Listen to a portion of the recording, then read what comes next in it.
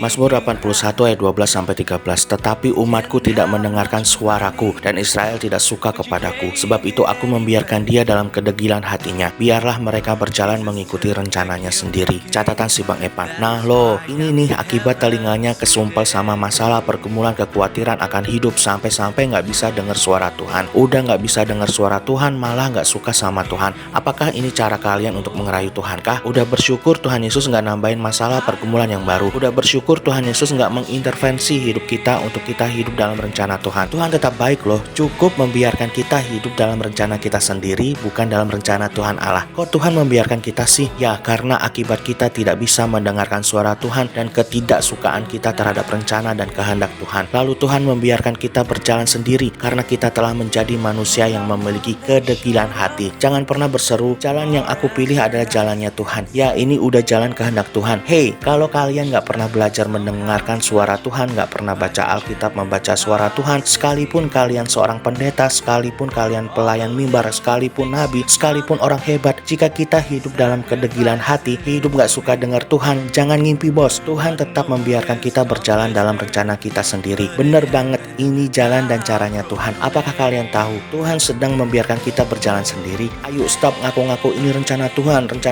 tapi hidup kita gak deket sama Tuhan setiap hari. Cari Tuhan setiap hari, baca Alkitab setiap hari, berdoa, berkomunikasi dengan Tuhan setiap hari. Belajarlah kita mulai berjalan dalam rencana Tuhan yang sebenarnya. Bukalah telinga kita selebar mungkin untuk bisa mendengarkan suara Tuhan. Mulailah dengan rasa cinta mula-mula kita kepada Tuhan. Percayalah Tuhan akan melakukan apa yang harus Tuhan lakukan untuk kita. Gak menunggu lama, seketika, dan Tuhan akan mengenyangkan kebutuhan dan keperluan kita. Mazmur 81 ayat 14-15 dan 17. Sekiranya umatku mendengarkan aku, sekiranya Israel hidup menurut jalan yang kutunjukkan, seketika itu juga musuh mereka aku tundukkan, dan terhadap para lawan mereka aku balikkan tanganku. Tetapi umatku akan kuberi makan gandum yang terbaik, dan dengan madu dari gunung batu aku akan mengenyangkannya. Haleluya, amin.